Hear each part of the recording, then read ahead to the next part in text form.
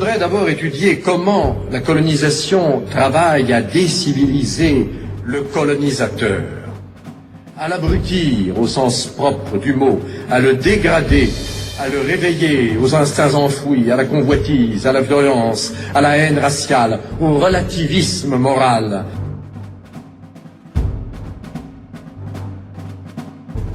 L'Afrique est un continent qui couvre 6% de la surface de la Terre et 20% de la surface des terres émergées.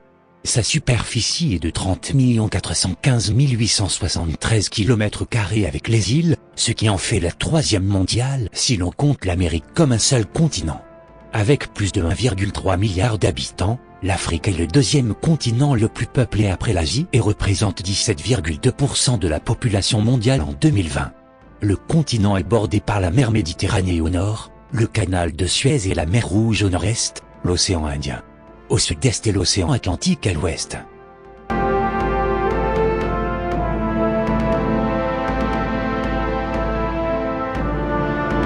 Comment peut-on comprendre que les Africains sont pauvres? Mais l'Afrique est incontestablement le continent le plus riche au monde en termes de ressources naturelles. En Afrique, il y a en grande quantité de l'or, du diamant, de l'uranium, du phosphore, du pétrole, du charbon, du coton, du cacao, du gaz, du coltan, pour ne citer que cela. L'Afrique est le premier fournisseur des pays européens et asiatiques. Sans les matières premières africaines, beaucoup d'entreprises européennes ou asiatiques ne tourneront pas. À titre illustratif, 80% de l'électricité produite en France provient de l'exploitation de l'uranium du Niger. On estime que, chaque année, quelques 2 millions de personnes essaient d'entrer illégalement sur le territoire de l'Union européenne et que, sur ce nombre, environ 2000 périssent en Méditerranée et autant dans les flots de l'Atlantique. Leur objectif est d'atteindre les îles Canaries, à partir de la Mauritanie ou du Sénégal, ou de franchir le détroit de Gibraltar, au départ du Maroc.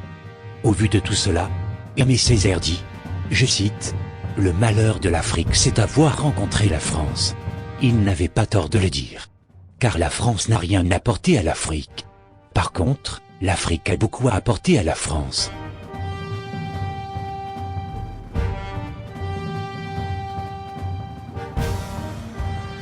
Lorsqu'à Conakry, Ahmed Sékou Touré, homme politique et syndicaliste, ancien président de la Guinée, déclencha l'abandon de la France, en faisant voter « non » au référendum initié par le général de Gaulle, visant à jeter les bases de l'Union française, un État fédéral composé de la France et de ses anciennes colonies. 3000 Français quittèrent le pays, en prenant tous leurs biens et en détruisant tout ce qui ne pouvait être déplacé, les écoles, les crèches, les bâtiments de l'administration publique furent détruits, les voitures, les livres, les médicaments, les instruments de l'institut de recherche, les tracteurs furent écrasés et sabotés. Les chevaux, les vaches dans les fermes furent tuées, et les nourritures entreposées furent brûlées ou empoisonnées. Le but de cet acte scandaleux était bien évidemment d'envoyer un message clair à toutes les autres colonies sur les conséquences encourues du rejet de la France.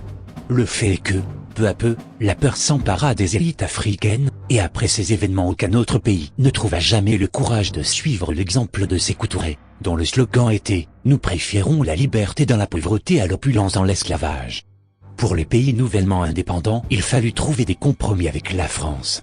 Sylvanus Olympio, le premier président de la République du Togo, un petit pays d'Afrique de l'Ouest, trouva une solution susceptible de calmer les Français. Ne voulant pas continuer à subir une domination française, il refusa de signer le pacte colonial proposé par de Gaulle, mais accepta en contrepartie de payer une dette annuelle à la France, pour les soi-disant avantages obtenus lors de la colonisation française. Ce furent les seules conditions de la France, pour ne pas détruire le pays avant de partir. Toutefois, le montant estimé par la France était si grand que le remboursement de la soi-disant dette coloniale était proche de 40% du budget du pays en 1963.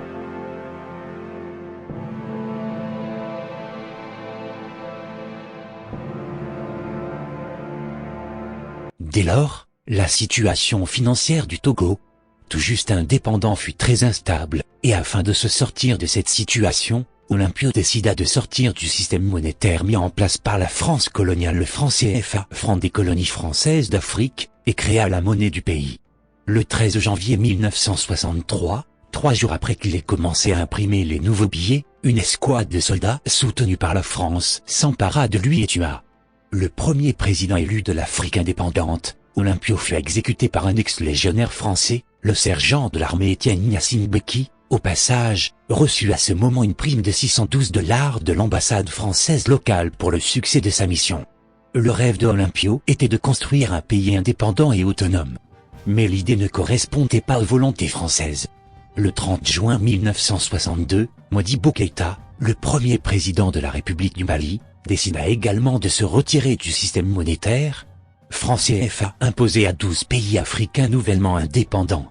En effet, pour le président malien, qui se penchait plus vers une économie socialiste, il était clair que la colonisation qui perdurait avec ce pacte avec la France devenait un piège, un fardeau pour le développement du pays.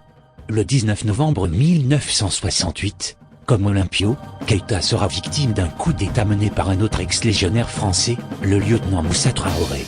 Ainsi, durant cette période turbulente où l'Afrique luttait pour se libérer du joug de la colonisation européenne, la France usera à nombreuses reprises de mercenaires anciennement affiliés à la Légion étrangère pour réaliser des opérations coup de poing contre les présidents nouvellement élus. Au 1er janvier 1966, Jean Bédel Bokassa, ex-légionnaire français, portait un coup d'État contre David Dacko, le premier président de la République centrafricaine.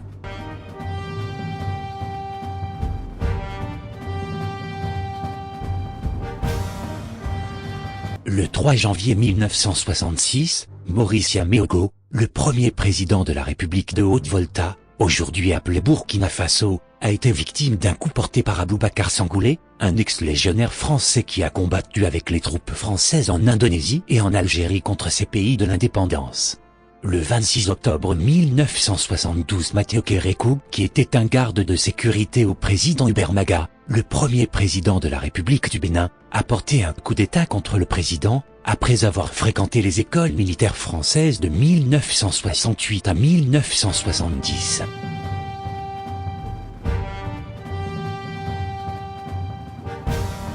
En fait, au cours des 50 dernières années, un total de 67 coups d'État qui se sont passés dans 26 pays en Afrique, 16 de ces pays sont des ex-colonies françaises, ce qui signifie que 61% des coups d'État en Afrique ont été initiés dans d'anciennes colonies françaises. En mars 2008, l'ancien président français Jacques Chirac a déclaré « Sans l'Afrique, la France va glisser vers le bas dans le rang de 23e puissance du monde ».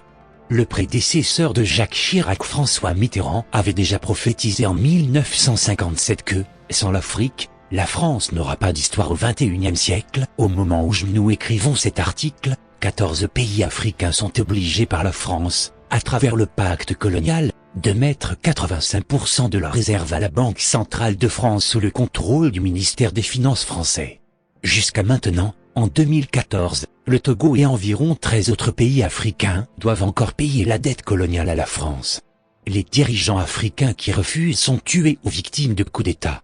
Ceux qui obéissent sont soutenus et récompensés par la France à travers un mode de vie somptueux, un soutien indéfectible à leurs dérives autoritaires, tant qu'ils sont les amis de la France, tandis que leur population endure la misère et le désespoir. Un tel système maléfique est dénoncé par l'Union européenne, mais la France n'est pas prête à se passer de ce système colonial qui lui offre une trésorerie d'environ 500 milliards de dollars en provenance de l'Afrique, et ce par année. Nous accusons souvent les dirigeants africains de corruption et de servir les intérêts des nations occidentales, mais il y a une explication claire de ce comportement. Ils se comportent ainsi parce qu'ils ont peur d'être tués ou d'être la victime d'un coup d'État. Ils veulent s'allier à une nation puissante pour se sauvegarder en cas d'agression ou de difficulté.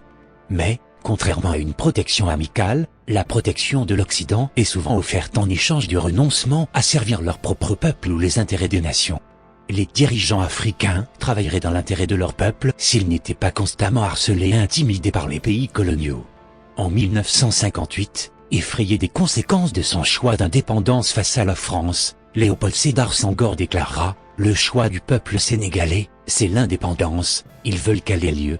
Seulement dans l'amitié avec la France, pas en litige. » Dès lors, la France a accepté qu'une indépendance sur le papier pour ses colonies, mais à signer en parallèle des accords de coopération, précisant la nature de leurs relations avec la France, en particulier les attaches envers la monnaie, le franc, le système éducatif français, les ententes militaires et les préférences commerciales.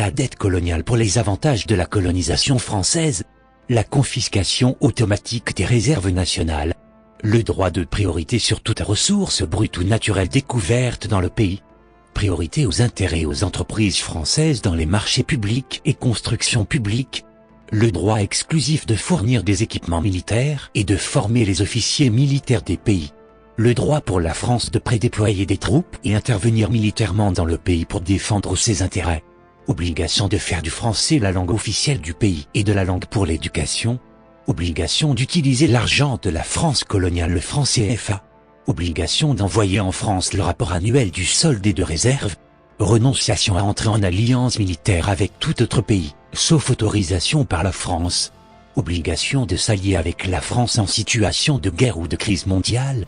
Ce sont ici 11 principales composantes de la poursuite du pacte de colonisation depuis les années 1950.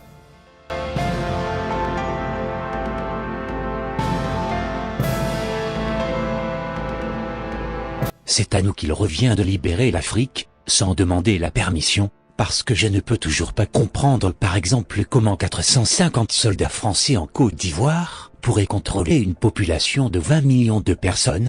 La première réaction des personnes lorsqu'ils apprennent l'existence de l'impôt colonial français est souvent une